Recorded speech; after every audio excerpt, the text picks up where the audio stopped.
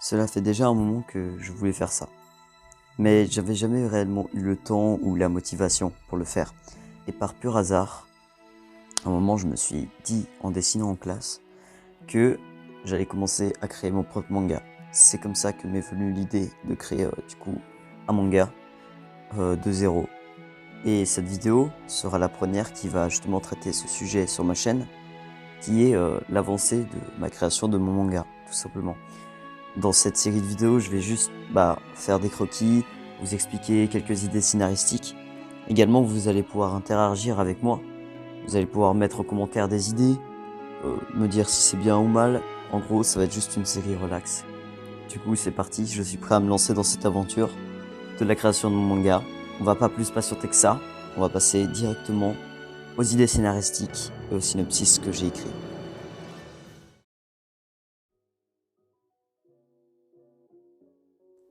Bon, je vous l'accorde, la première partie de la vidéo était un peu trop sérieuse.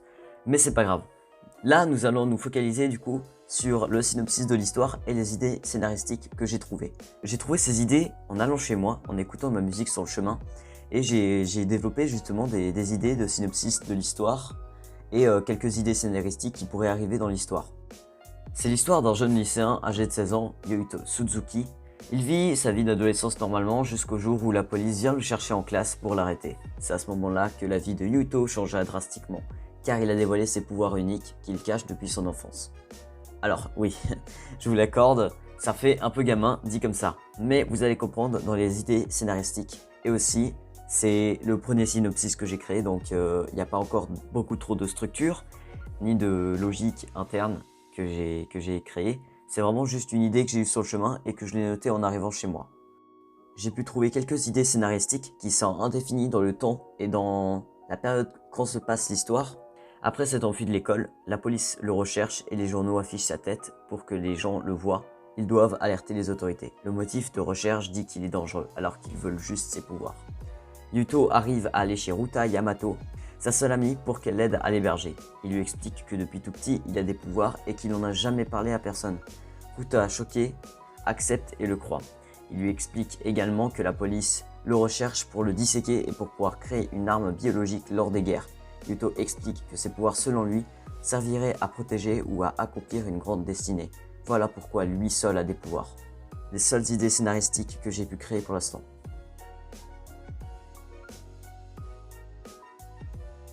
Maintenant que je vous ai expliqué ce que j'ai écrit à propos du manga, nous allons passer sur une partie un peu plus vague de la vidéo, où nous allons tout simplement dessiner des croquis de certains personnages. Alors, ce que vous avez vu depuis tout le début est la création du père de Yuito Suzuki. J'ai eu l'idée de créer des parents pour Suzuki, contrairement à pas mal de mangas où il est orphelin. Et j'aimerais justement créer son père. Et c'est la première fois que je crée un adulte en manga, donc ça risque d'être au début un peu catastrophique, parce que j'essaye, j'expérimente, et je m'inspire de quelques exemples.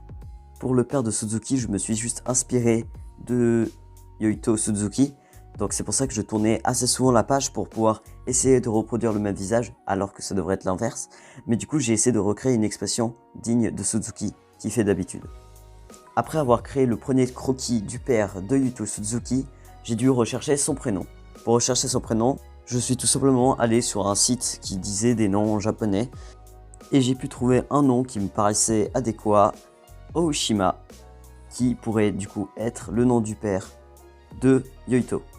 Après avoir trouvé le nom, j'ai juste défini son âge et je me suis attaqué à un autre croquis du père de Yohito. Pour ce croquis-ci, j'ai eu l'idée de faire une expression joyeuse, avec les yeux fermés et qui sourit, parce que je voyais bien l'image du père, que quand Yuito rentre, le père qui l'accompagne, qui est souriant, et justement je veux créer une sorte de drame quand les parents découvriront que Yuito est recherché. Et j'aimerais justement que cette image du père de Yuito soit un père super gentil en fait.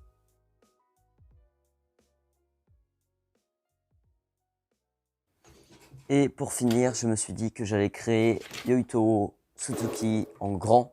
Comme ça, j'allais pouvoir mieux faire les détails et pouvoir avoir une idée un peu plus objective du personnage. Et aussi pour mieux me repérer et m'habituer à dessiner le personnage.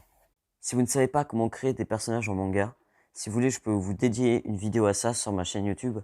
C'est pas très compliqué une fois qu'on a les bases, mais le but c'est de beaucoup s'entraîner et de respecter les bases pour pouvoir ensuite créer n'importe quel personnage assez facilement. En plus, on peut mélanger plein de styles, c'est ça que j'aime beaucoup. Et moi, j'ai déjà fait ça avec beaucoup de dessins.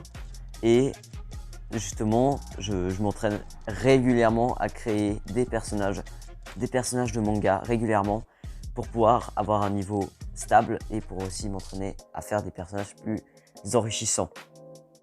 J'ai donné un trait assez arrondi à Yuito Suzuki, contrairement à la plupart des mangas où on donne un trait assez droit.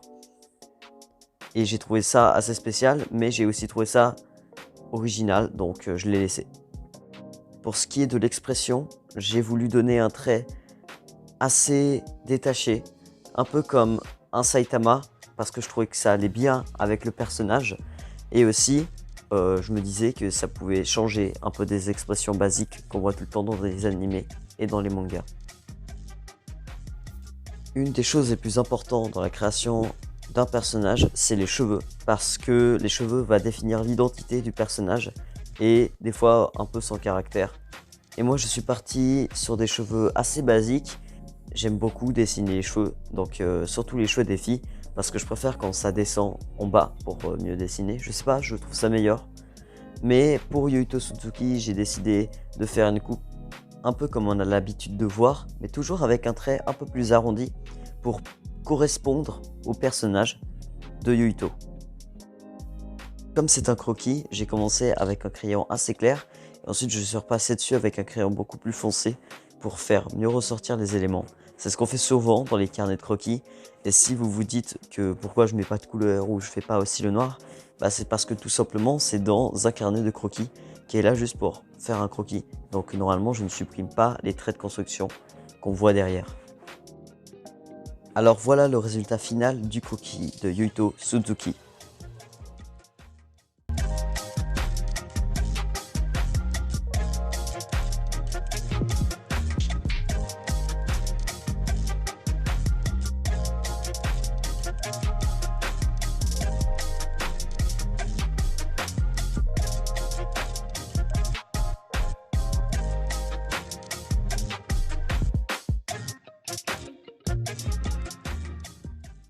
Bref, c'est la fin de cette première vidéo sur la création de mon manga. J'espère qu'elle vous a plu. J'en referai d'autres. Et moi, je vous dis à très vite pour une prochaine vidéo. C'était Mekaoj. Au revoir.